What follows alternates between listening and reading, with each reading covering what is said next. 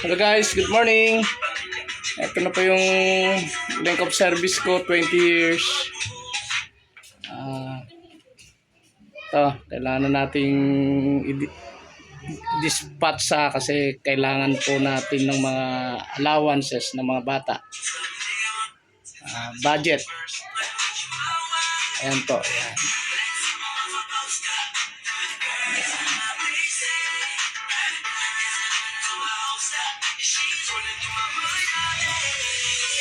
So, thank you sa 20 years na umabot po ako sa company, sa length of service ko. Thank you LF family.